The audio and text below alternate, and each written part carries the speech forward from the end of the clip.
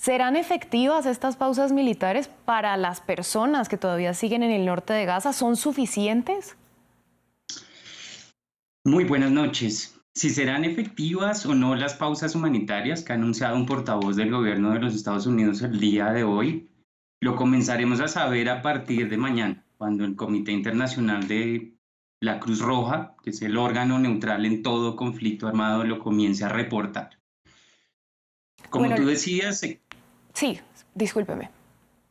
se calculan que ya son aproximadamente 10.800 los muertos, entre los cuales son 4.400 niños y 3.000 mujeres, son 26.000 heridos, lo que da cuenta de que el ejército de Israel no ha sido acucioso a la hora de poner en práctica los principios de distinción y proporcionalidad que le impone el derecho internacional humanitario para con los civiles y los bienes protegidos.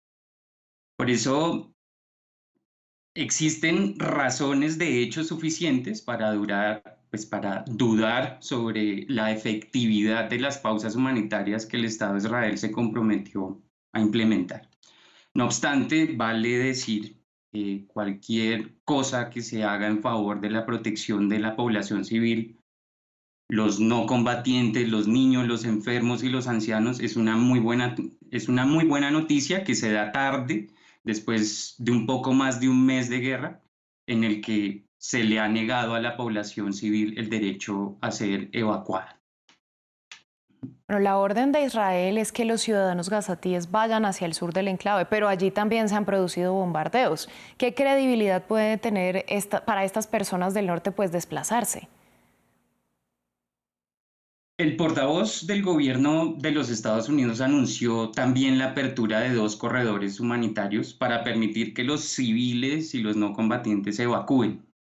No el enclave de Gaza, sino las áreas afectadas por los enfrentamientos en el norte de Gaza. Desde que inició el conflicto en toda la franja de Gaza, tanto en el norte, en el oriente, en el centro y en el sur, la Organización Mundial de la Salud ha documentado 102 ataques contra puntos de asistencia sanitaria. Ha reportado que 16 de los 35 centros hospitalarios en toda la franja de Gaza están fuera de funcionamiento. Ha dicho también que el 70% de la población de Gaza ha tenido que dejar sus hogares. La ONU calcula que poco más de 720.000 palestinos se refugian en 150 instalaciones de la Agencia de las Naciones Unidas para los Refugiados en Palestina. Y no obstante, 50 de las instalaciones de estos centros de refugio han sido dañadas en los bombardeos, lo que conduce a pensar que la suerte de los gazatíes que abandonen el norte no será mucho mejor en el sur. Y en la medida que sean más los evacuados hacia el sur, la situación podrá ser mucho más dramática. Y aún más cuando la evacuación de la franja por el paso de Rafah hacia Egipto solo se le está siendo permitida a los extranjeros. ¿Y se puede considerar que Israel está cediendo de alguna manera ante la presión internacional y que hay un acercamiento para que acepte un alto el fuego, o esta posibilidad aún es lejana?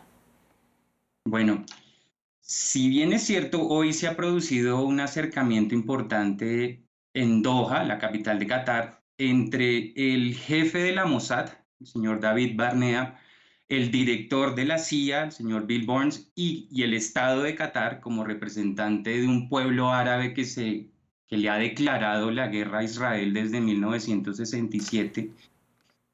Estas conversaciones trilaterales con los cataríes se sabe que han tenido que ver con acordar detalles de una posible pausa humanitaria que de pronto implicaría la liberación de los rehenes y la entrada de más ayuda a Gaza.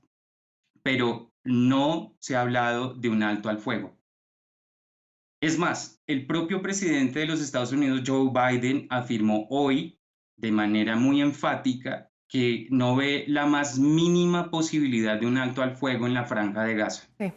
lo que implicaría que los civiles, los niños, las mujeres que no logren ser evacuadas desde el norte hacia el sur dentro de las horas diarias previstas para este fin, sigan estando expuestas a los bombardeos. Y por lo tanto, el cese al fuego en el Medio Oriente aún se ve muy, muy distante.